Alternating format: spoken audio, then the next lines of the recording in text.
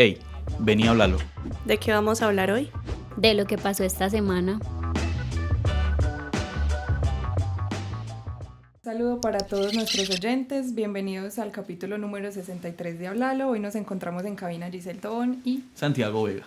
Santi, ¿de qué vamos a hablar hoy? Bueno, G, te cuento. Luego de 23 años en que la universidad no tuvo representación estudiantil, el 11 de septiembre elegimos a 2 personas que ocuparán la silla de los estudiantes en el CSU durante los próximos 2 años. Y ellos son quienes nos acompañan hoy, la representante Laura Melisa Olarte y su suplente Juan Manuel Muñoz. Hola, ¿cómo están? Bienvenidos a Hablarlo. Chicos y chicas, muchas gracias por la invitación. Es un placer estar acá sentados con ustedes conversando un poquito. Bueno, ellos están aquí para hablar un poquito de la crisis financiera en la U y nos van a contar un poco de su rol de representación en medio de esta crisis. Pero antes de empezar la conversación, veamos cuáles fueron las noticias más importantes de esta semana.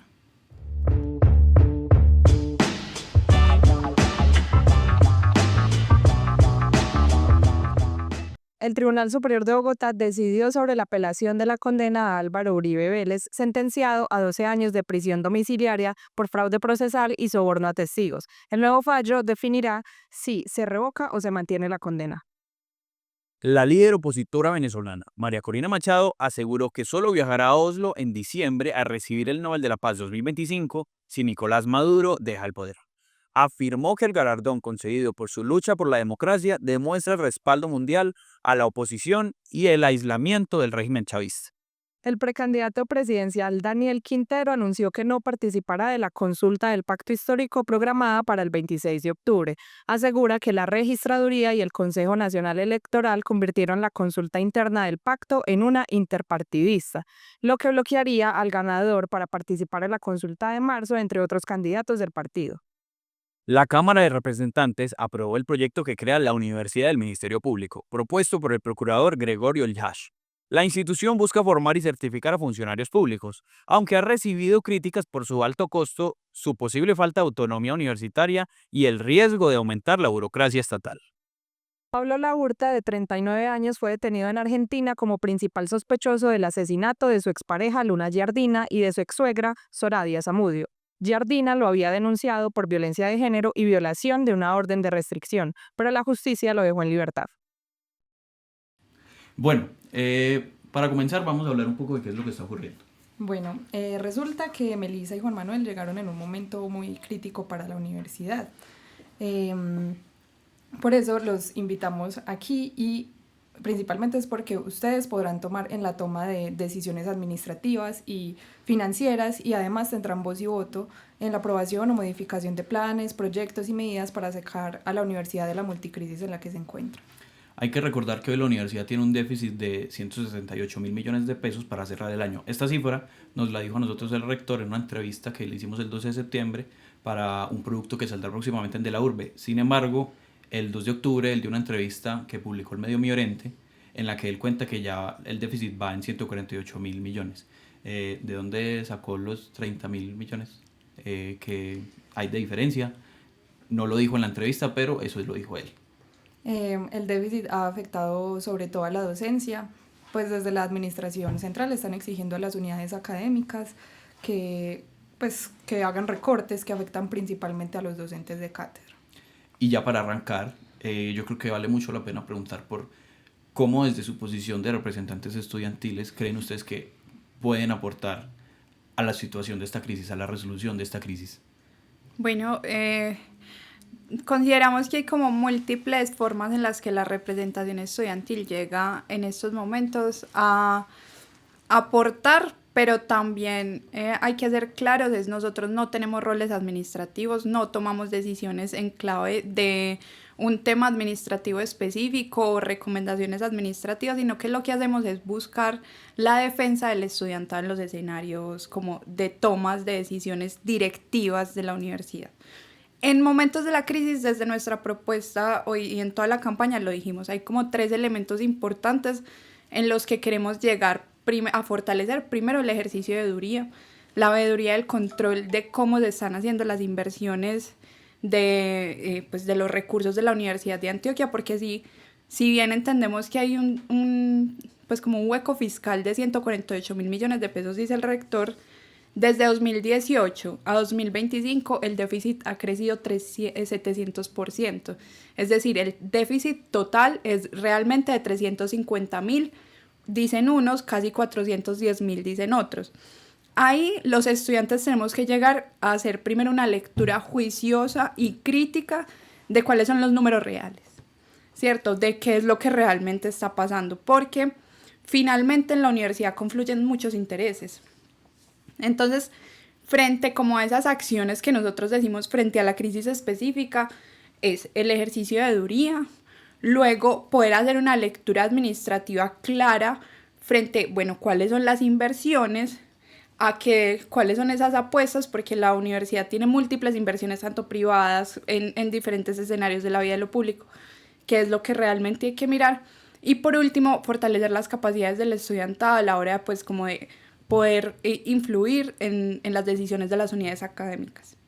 Si los estudiantes no tenemos un vínculo directo con las unidades académicas, también ahí hay una desconexión real. Las unidades académicas manejan proyectos, tienen acceso a recursos, tienen formas pues como de los diferentes fondos, entonces como que ahí tenemos que llegar a hacer una apuesta fuerte que nos permita la consolidación pues como de una voz del estudiantado, no única, porque nosotros pues tenemos un rol de representación, pero no somos como la única voz que existe del estudiantado en la Universidad de Antioquia.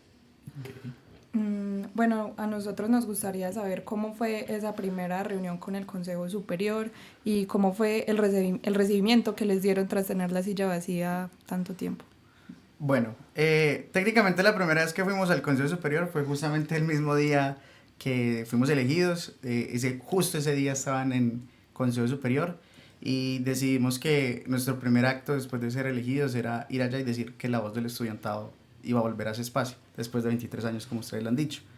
Pero ya, digamos, de manera formal, el primer espacio pues nos recibe con algo que ya sabíamos que era un espacio complejo.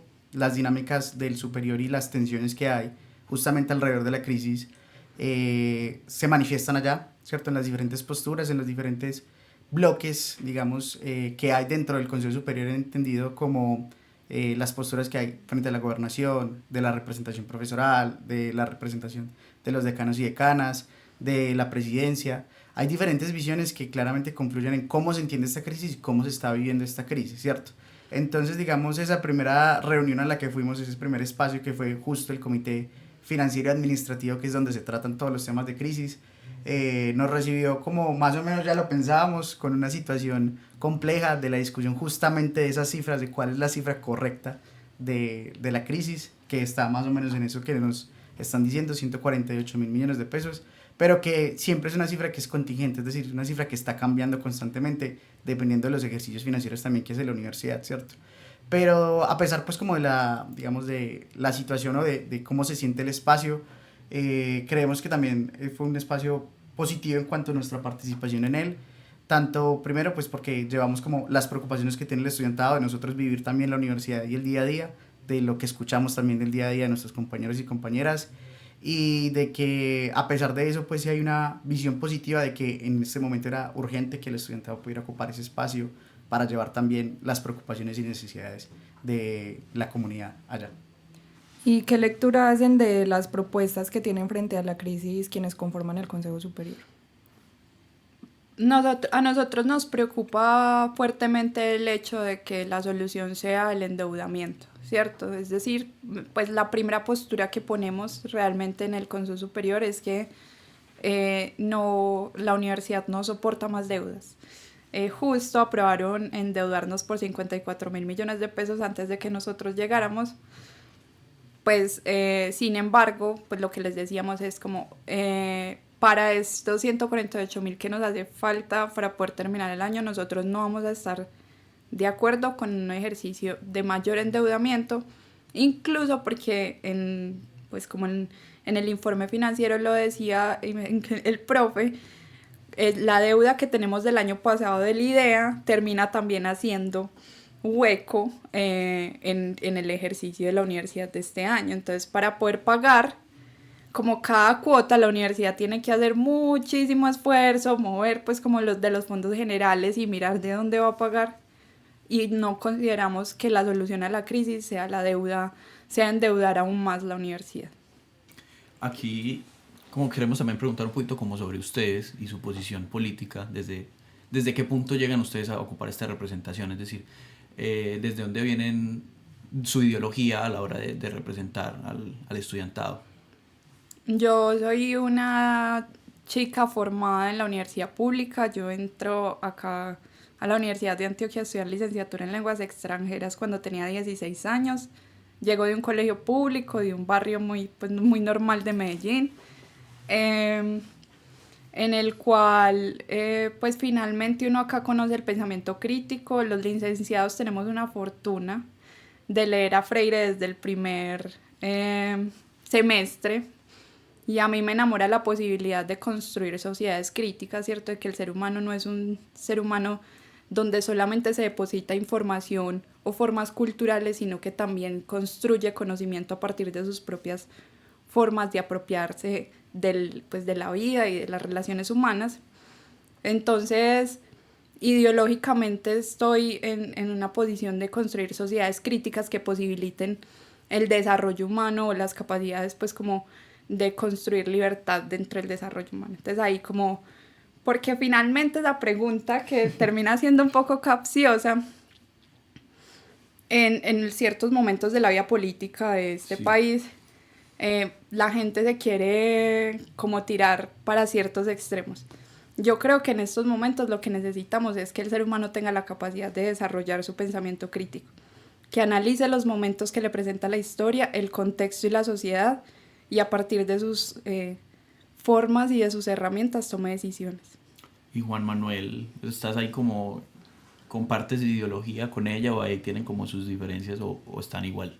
Digamos, parte de lo que fue este proceso, porque tanto Meli como yo venimos de procesos distintos, pero compartimos justamente como esa visión de, primero, de una educación crítica, una educación que realmente sirva para, primero, formar seres humanos, ¿cierto? Ciudadanos críticos y pensantes, y personas que le aporten también a la transformación social de sus territorios y del país, ¿cierto? Y eso es en parte, digamos, lo que nos une y lo que nos llevó como a trabajar juntos en este proceso de candidatura y de, pues ahorita en la representación, de esa visión de que es posible un mundo distinto, es posible una realidad distinta, es posible pensarnos la universidad de una manera distinta, y que eso no necesariamente va ligado a profundizar como disputas o peleas que se tienen dentro de la universidad, ¿cierto? Nosotros hablábamos de nuestra candidatura y fue también algo que llevamos al Consejo Superior, que en este momento de crisis lo que necesitamos como comunidad universitaria es unidad, ¿cierto? Unidad en la defensa de la educación, en la defensa de la universidad pública y en la defensa de lo que ha sido el proyecto de la Universidad de Antioquia, ¿cierto? Que eso no quiere decir que es dejar las cosas como están, eso también implica transformaciones y cambios, pero que eso tiene que ser lo que nos una y que debemos también dejar un poco al lado las disputas que se han tejido dentro de la universidad en los últimos tiempos alrededor de la crisis para que caminemos en conjunto en soluciones, y creemos que justamente eso fue un cambio positivo que llegamos a hacer el Consejo Superior en estas sesiones que hemos tenido, de esa visión, venga, dejemos de estar peleándonos entre nosotros, que claro, hay que buscarle soluciones, hay que buscar también qué pasó y qué está pasando, pero trabajemos en soluciones conjuntas, ¿cierto? Porque todos los lados tienen propuestas, la administración, los profesores, el gobierno nacional, pero entonces, ¿cómo construimos esas propuestas conjuntamente, ¿cierto? ¿Cómo nos pensamos conjuntamente? Que ese es como el reto y la tarea que también nosotros queremos como encarnar en este tiempo. Incluso porque más allá de las disputas ideológicas en las que pues los académicos nos metemos, ¿cierto? O las que tenemos constantemente en la cotidianidad de la academia, lo importante acá es poner un interés por encima de todas esas. Y es el interés de la universidad pública, de calidad y al servicio de la sociedad antioqueña o al servicio del pueblo colombiano, como lo queramos decir. Ok. Bueno, y sumado a todo esto que nos cuentan, también nos preguntamos como cuál ha sido su trayectoria dentro del movimiento estudiantil, ¿no? Como qué lugares han ocupado a lo largo de su permanencia en la universidad. Yo estuve desde el 2008 hasta el 2013 vinculada a una organización estudiantil que se llamaba Identidad Estudiantil. Estuvimos en la mesa amplia nacional, en la mesa regional, liderando todo el tema de la MANE en contra de la reforma del gobierno de Juan Manuel Santos. Luego de eso, pues tengo la fortuna de quedar en embarazo y tener un niño que es como que cambia pues como todas las lógicas de una mujer, y me voy, hago trabajo comunitario en el barrio estuve, pues aún sigo teniendo trabajo comunitario, trabajo para diferentes ONGs y me especialicé en el tema de resolución de conflictos de convivencia entre barras populares. Ok. Yo llevo más o menos unos 6 años en el movimiento estudiantil. Antes de estar aquí en la OEA, estudié en la Nacional, ¿cierto? Hago parte también de un proceso organizado estudiantil que es la Federación Universitaria Nacional, la FUN. Y justamente pues es una lucha que no solo es yo como persona, sino también de un proceso que se ha construido durante años. La FUN tiene unos 25 años ya haciendo presencia en diferentes universidades del país, y justamente nos pensamos ese mundo distinto, esa universidad distinta, crítica, pensante, y que transforme la realidad, ¿cierto? Históricamente hemos compartido esos dos procesos, el que estuvo Meli y el que estoy yo, han compartido espacios, han compartido luchas, y por eso también pudimos encaminar como este proceso de una candidatura conjunta y un proceso de representación conjunto. Ve, qué interesante. Y si el movimiento estudiantil no le apostaba a la representación desde hace 23 años, ¿por qué ahora sí apostarle? Yo, pues mi lectura es como, hay un momento de reflujo no solamente del movimiento estudiantil, sino del movimiento social y popular, en términos pues como de posterior a la pandemia y posterior al paro nacional de 2021, como que las organizaciones están todavía tratando de encontrar sus formas y sus tácticas y sus quehaceres. Entonces, desde esa misma lectura, en estos momentos, creo que es la oportunidad que los estudiantes se dieron de buscar hacer algo diferente, ¿cierto?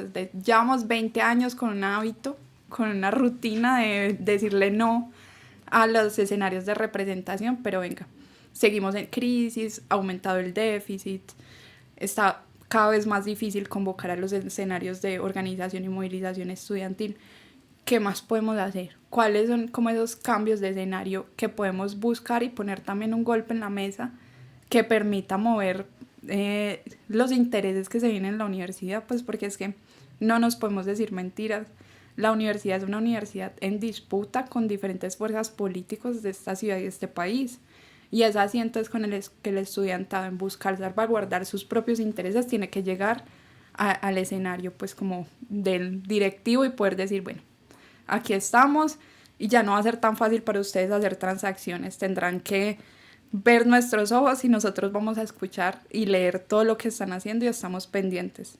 O sea, vamos realmente a leer sus intereses y vamos a ponerlos en lo público, en la palestra pública, porque queremos saber si realmente están defendiendo o no la universidad. Y ahorita ustedes comentaban una cosa que me parece muy importante, y es hablar un poquito sobre el gobierno nacional, porque digamos que desde acá hemos hablado mucho del gobierno departamental, del gobierno local incluso, pero también es cuál es la relación que ustedes con el gobierno nacional y qué consideran que han hecho ellos frente a esta crisis, si han hecho algo, si no lo han hecho, desde qué postura se han puesto ellos. Yo creo que es importante resaltar algo que desde el año pasado venimos diciendo como comunidad universitaria, y es que la crisis no lo va a resolver un solo actor, ¿cierto? Que la crisis tiene que ser un trabajo articulado entre los diferentes niveles de gobierno que hay, el nacional, el departamental, e inclusive hemos hablado del distrital aquí en Medellín, que le aporte algo a la universidad de manera directa, ¿cierto? El gobierno nacional, y yo quiero ser claro en esto, nosotros tampoco buscamos aquí defender ni apoyar a ningún gobierno específico, ni nacional, ni departamental, ni local, pero sí es importante pues, tener las cuentas claras, ¿cierto? Y efectivamente el gobierno nacional en este periodo, inclusive desde el periodo anterior, desde el gobierno de Duque, pues han hecho unas contribuciones mayores a las que se venían haciendo históricamente a la educación superior en general, ¿cierto? Desde el 2018, que fue el Movimiento Nacional por Financiación de la Educación, el gobierno de Duque se compromete con unos puntos extra al IPC, que es la base con la que se calcula el presupuesto de las universidades públicas, y eso se mantuvo durante su periodo, ¿cierto? Hasta que finalizó en 2022, y se ha mantenido en lo que ha sido este gobierno de Gustavo Petro, ¿cierto? E inclusive desde el gobierno nacional han implementado diferentes mecanismos para aumentar los giros, ¿cierto? Entonces sí ha habido una correspondencia más o menos positiva en girar recursos desde el gobierno nacional para garantizar la educación. ¿Qué es la condición? Que este gobierno se ha centrado mucho en lo que es la ampliación de la cobertura, ¿cierto? Es decir, que hayan más estudiantes que ingresen a la educación superior. Y por eso han planteado, digamos, diferentes mecanismos. Uno es lo que se llaman los PIC, que son unos mecanismos para generar ampliación de cobertura, ¿cierto? Y unos compromisos que quiere la universidad, que le han permitido a la universidad recibir más ingresos del gobierno nacional. Entonces ha habido una correlación positiva en cuanto al aumento de los ingresos por parte del gobierno nacional, pero pues no es suficiente, ¿cierto? Porque efectivamente el hueco que tenemos es muy grande. Y el gobierno nacional también tiene unos problemas financieros grandes a nivel nacional, una incapacidad también de lograr generar como todos los recursos que se comprometió a generar, y eso le impide también tener como la posibilidad de aumentar más los gastos. Eso no quiere decir que nosotros como comunidad universitaria no tengamos que exigir más recursos, porque efectivamente la defensa de la educación superior plenamente financiada pues es una bandera histórica del movimiento estudiantil que nosotros también nos acogemos y defendemos. Incluso ahí hay una lectura un poco crítica frente al momento en el que ponen la reforma a la Ley 30, sí. La reforma que llevan al Congreso, que ellos mismos les toca retirar, porque yo sí considero que la reforma a la Ley 30 debió haber sido una de las banderas de sus primeras legislaturas que les permitiera por lo menos, y ellos son muy conscientes de cuál es el problema financiero de las universidades públicas, pero dejaron casi para la última legislatura una reforma a la Ley 30. Entonces ahí también fue, bueno, señores del gobierno nacional se demoraron un poco en buscar una solución para las universidades públicas. Y que también, añadiendo un poquito a eso, desde su propuesta de campaña no era una reforma como a los artículos 86 y 87 únicamente, sino una reforma integral, o sea, era cambiar la totalidad de la ley. Y esto que presentan ahorita ya es como que se dan cuenta que están muy alcanzados, entonces venga, cambiamos el 86 al 87, creo que los 5 primeros o los primeros 4.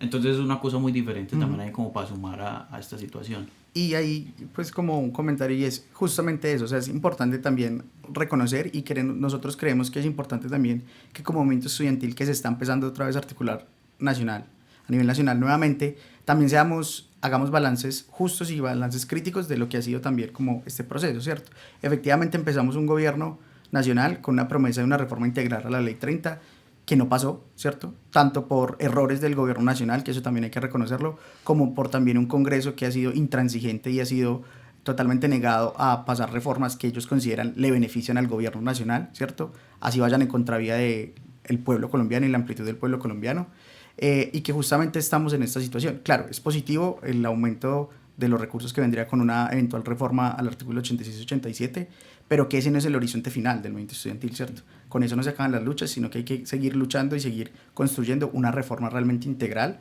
que aborde esos otros ejes problemáticos que hemos identificado como bienestar, como violencias basadas en género, como democracia y participación en las universidades, que todavía están pendientes, ¿cierto? Que todavía es una tarea pendiente como movimiento estudiantil, pues construir y aportar a una transformación integral de esa ley.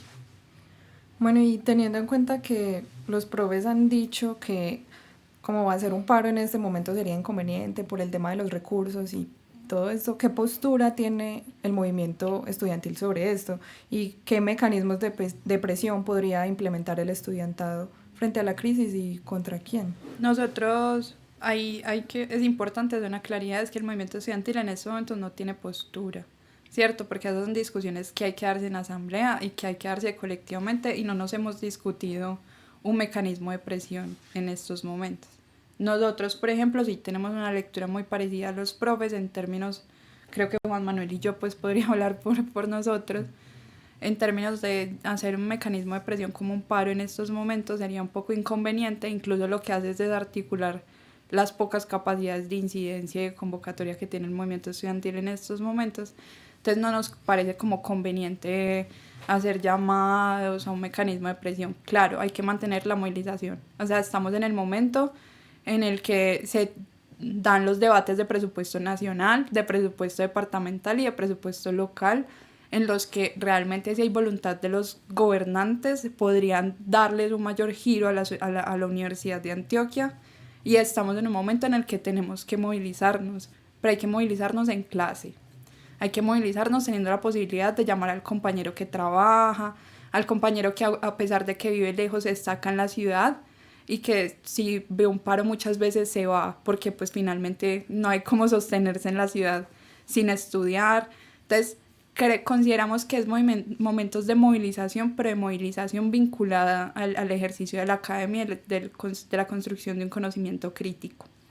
Y justo con eso creo que es importante resaltar que movilización no quiere decir paro, ¿cierto? O sea, pueden haber momentos específicos de anormalidad académica en los que podamos decir, venga, hoy no hay clases porque vamos a hacer esta actividad, vamos a movilizarnos, como por ejemplo fue lo que estuvimos haciendo estos últimos días frente a la asamblea departamental, que estuvimos asistiendo, haciendo presión allá para dos elementos puntuales, que era no solo exigir más recursos, que también es todavía la tarea pendiente, pero también acompañar la lucha que estaban teniendo los compañeros y compañeras del Politécnico Jaime Sasa David y la Digital frente a la estampilla que les iba a quitar recursos, ¿cierto? Y justamente ese ejercicio pues surtió efecto, efectivamente se retiran esas propuestas de la gobernación de quitar esas estampillas y para eso se logró un objetivo, se logró unos pasos concretos, todavía hay otras cosas por lograr, pero no necesitamos un paro para eso, ¿cierto? Entonces también hay que entender que no es que estemos en contra de los paros también son útiles, pero que los mecanismos, todos tipos de distintos mecanismos de presión o de acción tienen que ser sopesados en los momentos que son necesarios y cuando es estratégico y táctico utilizarlo, ¿cierto? Que no son para utilizarlos indiscriminadamente, porque lo que hacen es contribuir a la desmovilización y a la apatía del estudiantado. Y ya como para ir cerrando, ahorita mencionaron una cosa y es como que el movimiento estudiantil no ha empezado a hablar de eso, y es una pregunta que sí yo creo que ya va más en lo que ustedes perciben. ¿Cómo está la situación o cómo está el movimiento estudiantil hoy? Porque hay como muchos comentarios de que comparado con años anteriores donde había una movilización mayor, donde había un diálogo más conjunto y como que se sentía como uno solo, como que hoy está más disperso, como que es más difícil que las asambleas se llenen. No sé cuál es la lectura que ustedes tienen, si lo ven así, no lo ven tan así. Estamos en la transición de un mundo técnico-tecnológico que implica que la movilización social y popular tiene que cambiar sus formas también y que las formas en las que se llama a las personas también tienen que diversificarse. Para decir que efectivamente hay un reflujo, no porque esté débil, porque el movimiento estudiantil, afortunadamente, históricamente, a pesar de tener momentos de reflujo, es un movimiento fuerte cuando tiene que salir a defender los intereses de su universidad o los intereses de los estudiantes. Con seguridad vamos a ver las movilizaciones fuertes. Sin embargo, lo que vemos en estos momentos es como un proceso de transición en la forma en las que se viven las expresiones organizativas del movimiento estudiantil. Entonces es como un momento en el cual de pronto las asambleas no llaman tanto, pero si vos vas a movilizar por redes temas de la universidad, tenés incluso mucho alcance, tenés capacidades incluso de hacer llamamientos o buenas convocatorias. Entonces es como estamos en momentos de transición, no de debilidad. Okay. Bueno, yo tengo una pregunta y es si desde el movimiento estudiantil en las asambleas se tomara la decisión de hacer un paro, ¿cómo reaccionarían ustedes frente a eso? Lo asumiríamos. Sí, o sea, nosotros en el proceso que fue la campaña, pues nosotros adquirimos un compromiso y es un compromiso sincero, pues también por nuestras luchas históricas que hemos tenido cada uno, y es que nosotros respetamos la asamblea, ¿cierto? Podemos tener críticas a cómo de pronto se han desarrollado los mecanismos, las formas y el balance que hacemos frente a cómo está el movimiento estudiantil, pero eso no quiere decir que desconozcamos la asamblea, ¿cierto?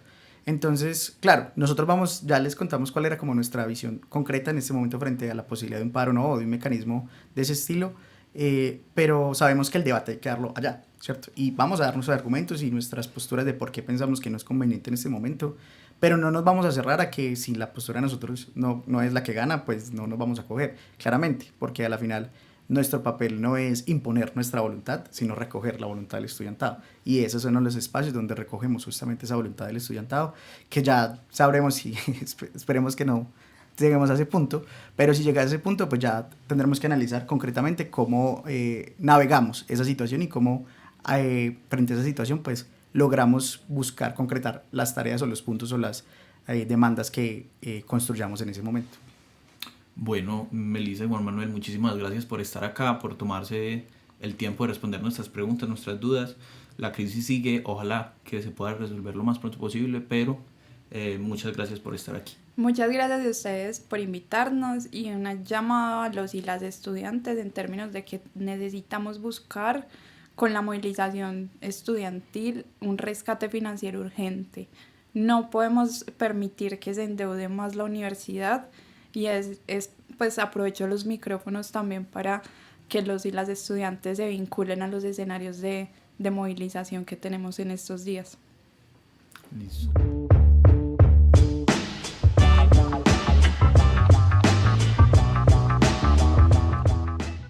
Hoy estuvimos en cabina Giselle Tobón Y Santiago Vega. Este es un podcast de la Urbe grabado en el 1012 Lab de la Facultad de Comunicaciones y Filología de la Universidad de Antioquia. Nos escuchamos próximamente. Chao. Recuerda seguirnos en nuestras redes sociales como @delaurbe en Instagram y TikTok y @delaurbe_lab en X. Además, podrás ampliar todo el contenido en nuestro sitio web.